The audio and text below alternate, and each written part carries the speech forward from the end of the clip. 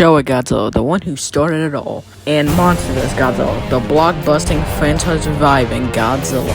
Who would win? Starting off the battle, we'll be doing something differently. We will be starting with beam strength first, and you will see why. This is my second video, so please be respectful in the comments. And this video is probably going to be much more shorter than the last one. And since this is going to be way shorter than the last video, we're going to have a much more high quality and longer battle. Hope you all enjoy. Okay, that's about all I have to say. Let's begin. Beam strength. Showa Godzilla. Showa Godzilla's beam can easily stalemate Ghidorah's beam. Showa Ghidorah's beam can surface wipe planets, which would take 20 million megatons of TNT. And that's a low end. Okay, so 20 million megatons times 1 million, since 1 megaton would equal a million tons, that would be 20 trillion metric tons. And that's a serious low end. Okay, let's start on Monster vs. Godzilla now. His beam can easily level Lord City areas. Now, comparing this to a hydrogen bomb again, which would be 15 megatons of TNT, which would equal 15 million tons. No, not tons of TNT, just normal tons. Okay, so now if we times 15 million tons times 800, that would be 12 billion tons. Yes, I did get that wrong in the first video, but it was a pronunciation. Okay, I meant to put 12 billion in, not 11 million. Oh, and because of that, yes, Monster vs. Godzilla has a way stronger beam than Heisei Godzilla. But it would still be a height of battle because still, Heisei Godzilla's beam would still be enough to damage him. So who wins beam? It's not even close. Showa Godzilla takes it easily. Okay, so now starting off with strength, Showa Godzilla's physical attacks are stronger than his beam, since his beam could not even hurt the Gylax Dome, yet he was able to kick through it, and his kicks and punches are relatively the same.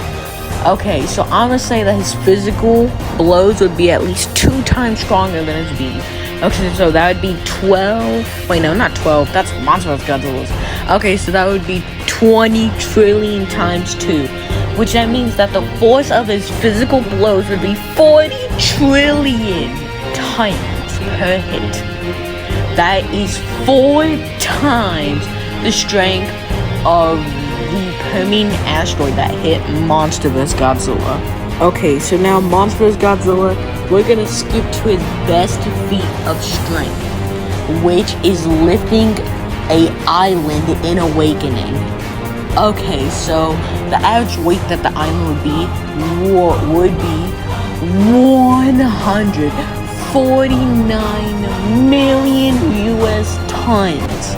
That is actually a lot, but Showa Godzilla just stomps that with his physical blows. Showa Godzilla takes it, no difficulty. Okay, so Showa Godzilla can maybe take his own physical blows. Okay, so his physical blows would be 40 trillion tons. But to make this fair for Monster vs. Godzilla, we're just gonna be saying that he can take Ghidorah's beams. Okay, so Ghidorah's beams would be 20 trillion tons of force. Okay, so he can take 20 trillion tons of force, which is still twice as strong as the Permian asteroid. Okay, let's move on to Monster vs. Godzilla. Okay, so of course Monster vs. Godzilla takes the Permian asteroid, which doing math, would equal 10 trillion tons of force, slamming to his when he was young. But Showa Godzilla just stomps that out 2 times over with his low-end durability. Okay, so Showa Godzilla takes another point durability. Speed. Okay, starting off with Showa Godzilla. He doesn't really have a known running speed. I'm just gonna go by his flying speed, which would be about Mach 1, which is 800 miles an hour. Okay, so now Monster vs. Godzilla. He can run at about 400 miles an hour, which is super impressive, but Showa Godzilla takes it. No difficulty. Okay, starting off with agility, Showa Godzilla can literally dance. Monster vs. Godzilla can only jump. Okay, I'm not gonna even go over Monster vs. Godzilla.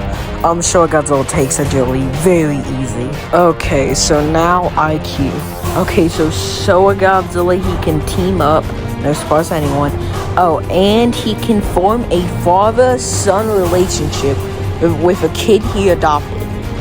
Okay, and he can form friendships very easily. Okay, so now Monster vs. Godzilla.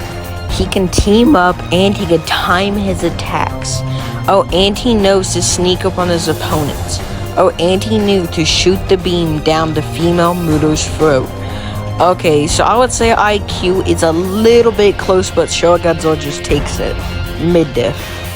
Second to last category, Battle IQ. Showa Godzilla has fought upwards of 20 different kaiju that I do not even want to go over because how many there is. Okay, so let's go to Monster vs. Godzilla now. Okay, so Monster vs. Godzilla has fought upwards of 15 different kaiju. He's fought ones that can burrow, fly, freeze the entire globe, and use telekinesis. Oh, and break his dorsal plates. Now, last category, abilities. Okay, now starting with Showa Godzilla. He has a bunch of wacky abilities. He can fly, shoot a beam, drop kick. Oh, and he can become a magnet. Somehow he can become a magnet. Actually, I have no idea how. Oh, and I'm pretty sure he can use telekinesis in like a meme situation. Okay, so now lastly, Monster vs. Godzilla. He can beam, of course, and he can evolve, and he can absorb radiation. Oh, and he can give telepathic orders.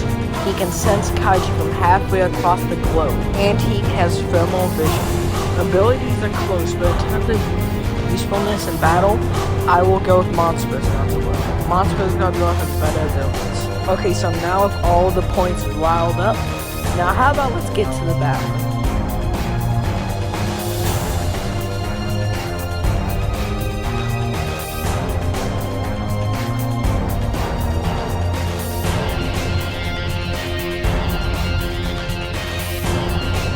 As you guys get, Showa Godzilla would win mid difficulty. So the winner is Showa Godzilla.